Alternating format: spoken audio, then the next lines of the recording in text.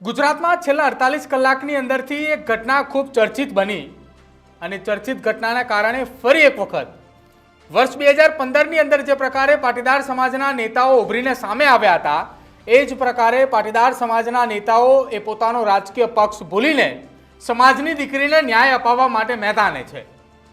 જો કે હવે આખા આ મામલાની અંદર અમરેલીના એક ધારાસભ્યનું નિવેદન સામે આવ્યું અને ધારાસભ્યના નિવેદન સામે આવતાની સાથે જ એમને એમ લાગ્યું કે મારા નિવેદનથી મામલો એ ઠંડો પડશે, માહોલ અને મામલો એ થાળે પાડવા માટેની કોશિશ માટે એ ધારાસભ્યએ નિવેદન આપ્યું। જ્યારે ધારાસભ્ય નિવેદન આપી રહ્યા હતા તે દરમિયાન તેઓ કહી રહ્યા હતા અને એમના જ નિવેદનની અંદર એ સ્પષ્ટ થઈ રહ્યું છે।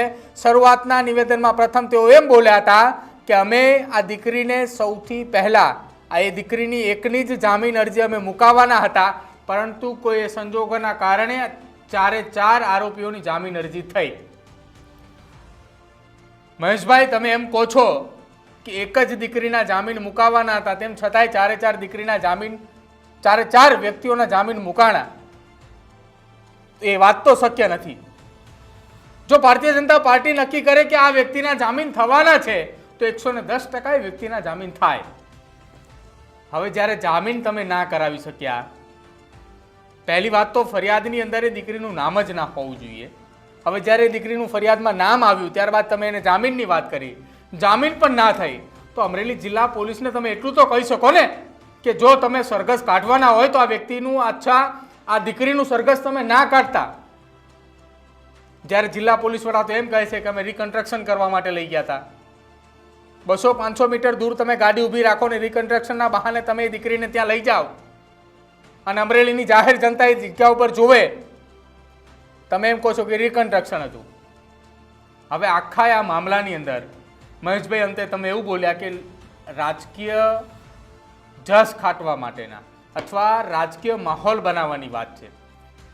મહેશભાઈ, કોઈ વ્યક્તિએ રાજકીય જસ કે રાજકીય માહોલ બનાવવા નથી માંગી રહ્યા। તમામ લોકો એક જ વાત કરી રહ્યા છે, અમરેલીના જે ધારાસભ્યને બદનામ કરવાની છબી ખડાઈ રહી હતી એ પણ પાટીદાર સમાજના છે, અમરેલીના એ સાંસદ પણ પાટીદાર સમાજના છે, જે દીકરી સાથે અન્યાય થયો એ દીકરી પણ પાટીદાર સમાજની જ છે। તો તમારે પણ એ પાટીદાર સમાજના એ ધારાસભ્ય કે જેમને બદનામ કરવાની આખું આ કાવતરું હતું એ ધારાસભ્યએ ખુલીને સામે આવીને કહેવું જોઈએ કે હું અમરેલી જિલ્લા પોલીસ વડાને અપીલ કરું છું કે દીકરીની સામે જે ફરિયાદ દાખલ થઈ છે એ ફરિયાદ હું પાછી ખેંચીએ છીએ અને સામે એ દીકરીને સાક્ષી તરીકે લેવામાં આવે। હજુ એ બધું તો કંઈ વાત નથી થઈ અને ફરી એકવાર તમે એમ કહો છો કે હવે દીકરીની અમે અલગથી એ પાટીદાર સમાજની દીકરીની એકની જામીન અરજી મુકાવીશું। સાંભળો આ મહેશભાઈને કે જ્યારે કૌશિક વેકરિયા એ તમામ તરફથી ઘેરાઈ રહ્યા છે, તમામ લોકો એમના ઉપર આક્ષેપો કરી રહ્યા છે, જ્યારે કૌશિક વેકરિયા તો જવાબ દેવા ન આપી શક્યા, પરંતુ સાવરકુંડલાના એ ધારાસભ્ય મહેશ કસવાલા જવાબ દેવા આવ્યા, પણ જવાબ પણ એમનો તમે સાંભળો, જે પક્ષની નીતિ સાથે જોડાયેલા છે એ જ પક્ષનો જે પ્રમાણે જવાબ હોય એવો જવાબ તેમને આપ્યો। અમરેલીના ધારાસભ્ય અને વિધાનસભાના નાયબ મુખ્ય દંડક કૌશિકભાઈને બદનામ કરવાનું જે ષડયંત્ર પકડાયું છે, ષડયંત્રની અંદર આરોપી તરીકે એક બહેનનો પણ સમાવેશ થાય છે। બહેન પાટીદાર સમાજની દીકરી છે। ભારતીય જનતા પાર્ટી તરીકે અમે દીકરીની મર્યાદાને સંપૂર્ણપણે જવાબદારીપૂર્વક સમજીએ છીએ। જે પ્રકારની ગેરમાન્યતાઓ, ગેરસમજ ફેલાવવામાં આવી છે, દીકરીનું જે પ્રકારે સરઘસ કાઢવામાં આવ્યું છે, હું એમ માનું છું કે જિલ્લાના પોલીસ વડાએ એની સ્પષ્ટતા પણ કરી છે। સમાજના આગેવાનો અને ભારતીય જનતા પાર્ટીના આગેવાનો પણ દીકરીના પરિવારની સાથે સતત સંપર્કમાં છે। 2 દિવસ પહેલા જ્યારે જામીન મુકાયા ત્યારે પણ અમે રૂબરૂ એમના વકીલને કહ્યું હતું કે બેનના એકના જામીન મૂકો, પરંતુ કોઈ પણ ગેરસમજને કારણે તમામ લોકોના જામીન મૂકવાને કારણે નામદાર કોર્ટે જામીન નથી આપ્યા। આજે ફરીથી બેનના એકના જામીન મૂકવામાં આવ્યા છે અને હું એમ માનું છું કે અમે પણ બેનને જામીન મળે અને એને સાચો ન્યાય મળે એની દિશામાં અમે પણ મહેનત કરીએ છીએ, અમે પણ મદદ કરીએ છીએ। પરંતુ મારી કેટલાક લોકોને 2 હાથ જોડીને વિનંતી છે કે કૌશિકભાઈ વેકરિયા પણ સૌરાષ્ટ્ર પાટીદાર સમાજના છે, તાલુકા પંચાયતના અધ્યક્ષ પણ પાટીદાર સમાજના છે અને બેન પણ પાટીદાર સમાજની છે। પાટીદાર સમાજની વચ્ચે આપણે જુદાપણું કરી કે એમની વચ્ચે વૈમનસ્ય સમાજની વચ્ચે ફેલાવવાના કેટલાક પ્રયાસો જે થઈ રહ્યા છે, હું એમ માનું છું કે આ ગંદી રાજનીતિથી બચવું જોઈએ. તો આ મહેશભાઈનું નિવેદન હતું. મહેશભાઈના નિવેદનની અંદર સ્પષ્ટપણે દેખાઈ રહ્યું છે. મહેશ કસવાલા એવું કહે છે કે પહેલાં અમે જામીન મુકાવવાના હતા, એ દીકરીની એકની જ મુકાવવાના હતા, તેમ છતાંય 4ની થઈ. મેં આપને પહેલાં પણ કહ્યું છે કે જો ભારતીય જનતા પાર્ટી ધારે કે આ વ્યક્તિનું જામીન અરજીની સુનાવણી અથવા વ્યક્તિની જામીન થવી જોઈએ તો એ દિવસ બીજા દિવસનો સૂરજ ઉગે પહેલાં એ દીકરીની જામીન થઈ જાય. હવે દીકરીની જામીન ના થઈ, એને જેલ હવાલે કરવામાં આવ્યા અને હવે એમ કે છે કે અમે ફરી એકવાર જામીન અરજી કરીશું, પરંતુ હવે એ જામીન અરજી માત્ર દીકરીની કરીશું.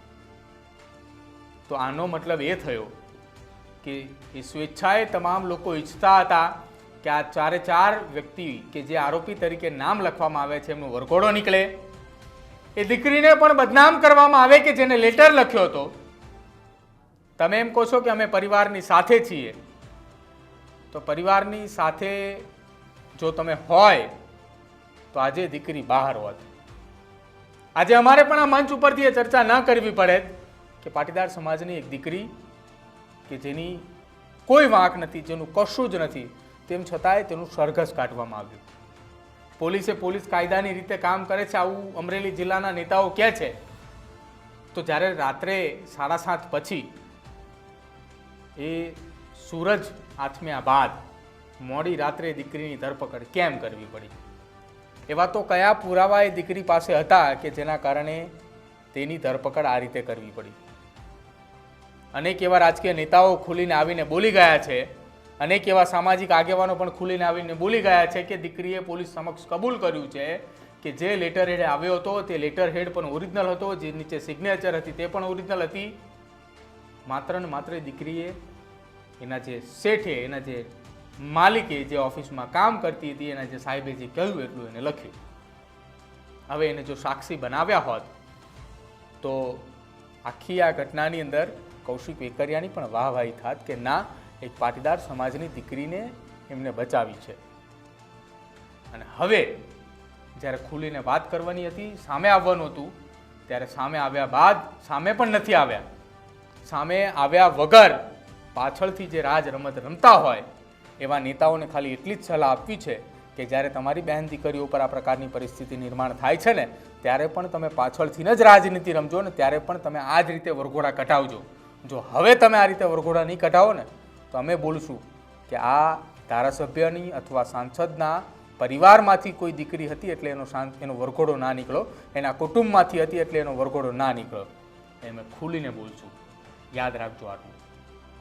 શું માનવું છે તમારું અમારા અહેવાલને લઈને એ અમારા કમેન્ટ સેક્શનની અંદર જણાવજો. અમારી ચેનલ ન્યૂઝ રૂમને આપ આજે જ લાઇક કરજો, શેર કરજો, સબસ્ક્રાઇબ કરવાનું ભૂલતા નહીં. નમસ્કાર.